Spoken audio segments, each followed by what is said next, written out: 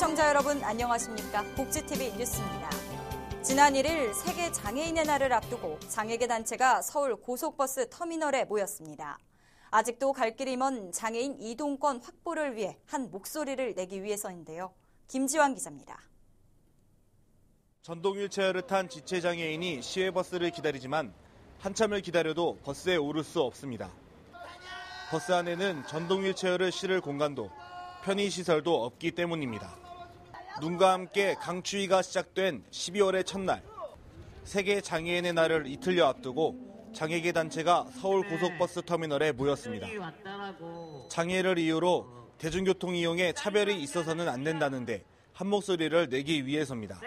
실제로 지난해 기준 저상버스의 도입률은 16.4%에 머물고 있고 고속버스와 시외버스, 광역버스 등에 대한 장애인 접근권은 여전히 확보되지 못하는 실정. 전장현 측은 국내 교통약자의 이동편의 증진법이 제정된 지 10여 년이 되어감에도 장애인 이동권을 보장하기 위한 정부의 정책은 생색내기 수준에 머물고 있다며 강하게 비판했습니다. 이 고속버스는 뭡니까 도대체? 왜 아무도 나와서 이 문제에 대해서 대답하지 않습니까? 우리는 이 문제에 대해서 책임 있는 대답을 할 때까지 이곳에서 떠나지 않고 계속 있겠습니다. 이날 장애계 단체는 장애인 이동권 보장을 위해 시내 저상버스를 100% 도입하고 시외 고속버스의 저상버스 도입 의무를 명시할 것을 촉구했습니다.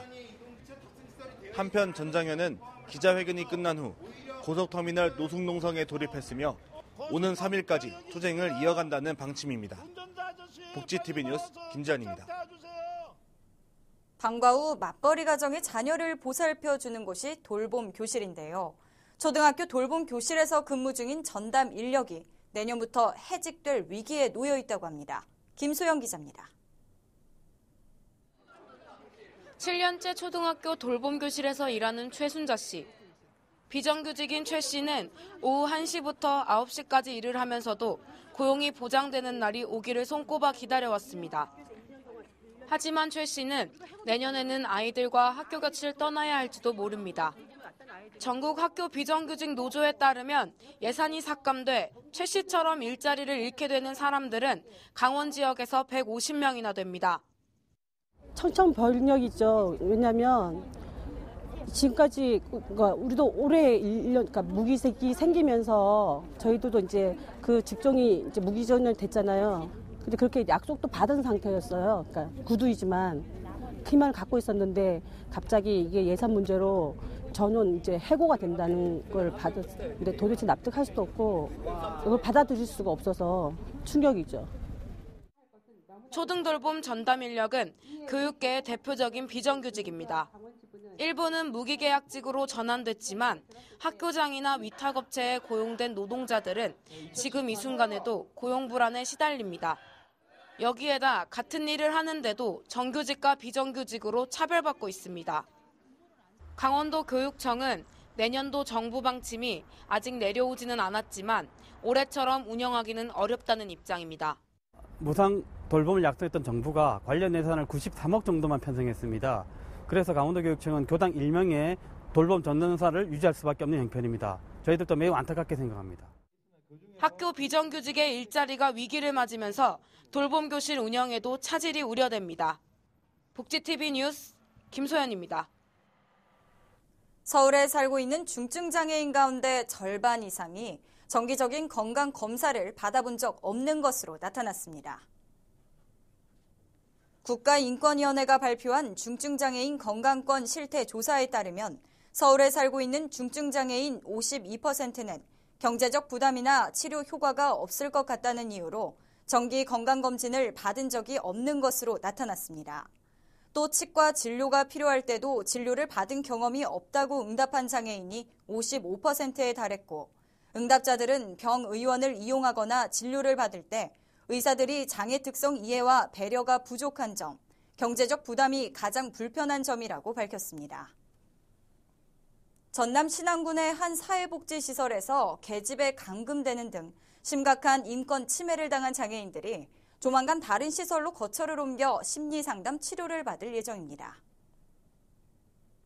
신안군은 국가인권위원회 조사 결과 장애인을 상습적으로 체벌 폭행하고 계집에 감금하거나 쇠사슬에 묶는 등 심각한 인권 유린을 한 사회복지시설에 대해 폐쇄 절차를 밟고 있다며 장애인 전원을 군내 다른 복지시설로 옮겨 1개월간 심리 상담 치료를 할 예정이라고 밝혔습니다. 한편 신안군은 지난달 28일 인권문제 해결 전담팀을 구성했으며 지역 내 13개 노인, 장애인 복지시설의 인권 운영 문제를 정밀 조사하고 있습니다. 보건복지부는 국민건강보험공단 이사장에 성상철 서울대학교 병원장을 임명했습니다. 신임 성상철 이사장은 국민건강보험공단 임원추천위원회의 추천과 보건복지부 장관의 제청을 거쳐 대통령의 재가를 받아 지난 1일 임명됐습니다. 성 이사장은 서울대학교 병원장, 보건복지부 의료산업선진화위원회 위원, 대한병원협회장 등을 역임했으며 홍조근정 훈장을 수상한 바 있습니다. 교통사고 위험에 취약한 고령자와 어린이를 위해 이색적인 노력을 하는 곳이 있어 화제입니다. 이곳에서는 신나게 노래만 따라 불러도 교통교육이라고 가요교실 선생님보다 인기 있는 경찰관도 있다는데요. 현장에 안하늘이 기자가 다녀왔습니다. 흥겨운 노랫가락부터 멋진 춤사위까지 어르신들이 한껏 흥에 취해 어깨를 들썩이고 박수는 끊이지 않습니다. 여기는 가요교실이 아닌 동해경찰서가 주최한 교통안전교육 노래교실인데요. 노인 350명이 빽빽하게 자리를 채울 정도로 인기가 좋습니다. 그 비결은 바로 어렵고 지루할 수 있는 교육을 유행가로 바꿔 부르게 한 것입니다. 네, 기존의 우리 교통안전교육은 설명 위주로 일방적인 교육이었습니다. 그래서 흥미도 없었는데 교통 상황을 좀 넣어가지고 어르신들 눈높이에 맞춰서 대중가요를 개사를 했습니다. 어르신은 상당히 좋아합니다. 그래서 앞으로 지금 추진하고 있는 교통안전 노래교실을 더 활성화하고 또 내실을 위해서 특히 우리 교통약자인 어르신들 그리고 어린이들 교통사고 예방에 최선을 다할 그런 생각입니다. 시민들의 교통사고율을 낮춰보고자 노력했지만 효과가 부족해 교통지도과에서 아이디어를 낸 것입니다. 교통경찰관들이 기타 연주로 리듬을 맞추고 개사도 직접 했습니다.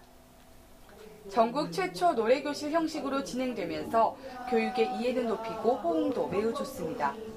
작년 동해시 교통사망자 8명에서 교육 후에는 0명으로 현저한 차이가 납니다. 수업이 즐거우니 여기저기서 교육 요청은 빗발치고 있습니다. 실제로 강의보다도 노래로 그렇게 얘기해 주니까 확실히 우리가 알고 싶고 앞으로 잘 지키겠다는 그런 느낌을 가졌습니다. 평상시에도 교육 내용이 생각나 무단횡단뿐만 아니라 교통법규 또한 준수하게 되었다는 반응입니다. 어르신들의 눈높이에 맞춰 쉽게 외울 수 있는 노래 가사가 시민들의 행복과 안전을 책임집니다. 동해에서 복지TV 뉴스 안하늘입니다.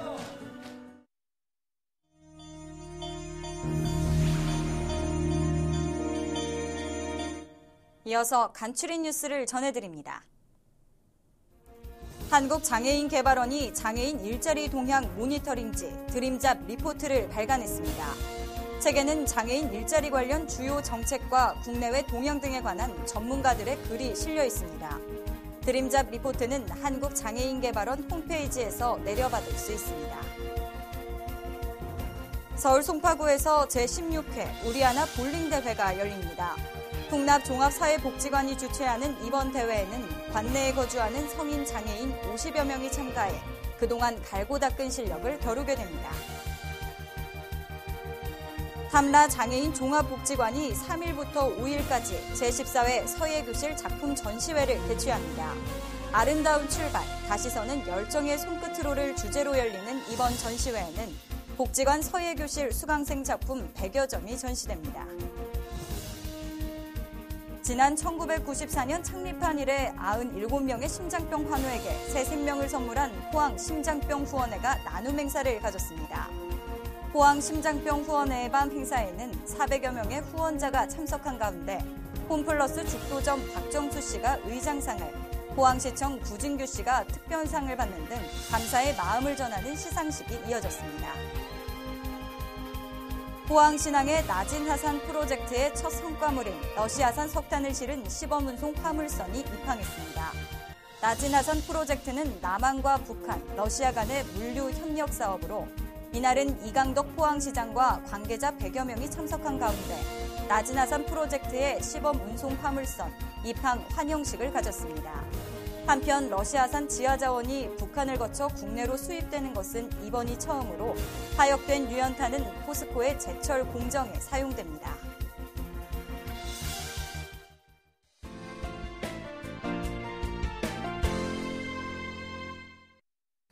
최근 정부와 국회 그리고 각급 지방자치단체와 지방의회 등에서 2015년 살림살이를 결정하는 예산심의가 한창 진행 중으로 실질적인 예산이 얼마나 책정되는지에 국민적인 관심이 쏠리고 있습니다. 먼저 정부 예산을 심의하는 국회에서는 여야의 협상이 계속 진행되고 있습니다.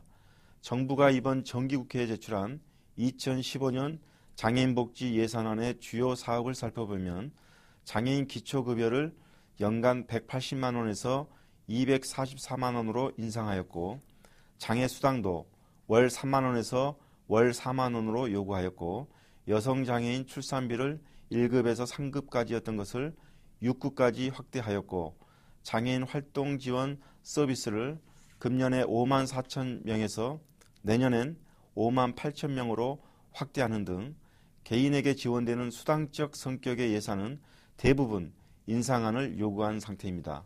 또한 내년도 신규 사업으로는 1인당 월 80만 원을 최장 6개월간 지원하는 중증장애인 인턴제를 도입하고 발달장애인 휴식 지원 등의 사업이 새롭게 예산안에 요구되었습니다만 장애인 단체 육성 사업 등의 예산은 큰 변동이 없는 것으로 나타났습니다.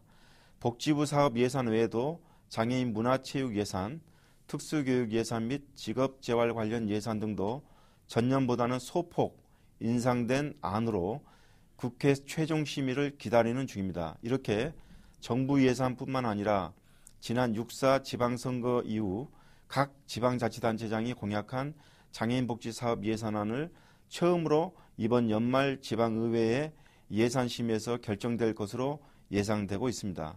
이에 정부나 지방자치단체의 장애인복지사업이 예산심의 과정에서 요구된 금액보다 삭감되거나 아예 반영이 되지 않을 경우 장애인복지 사업을 효과적으로 집행할 수 없기 때문에 국회와 지방의회에서는 장애인 고약 사업과 장애인의 생활안정과 자립증진 및 사회활동 참여를 확대하기 위한 사업 예산에 대해서는 최우선적으로 반영해야 하겠습니다. 이야기가 있는 시간, 오늘의 영상 함께 보시죠.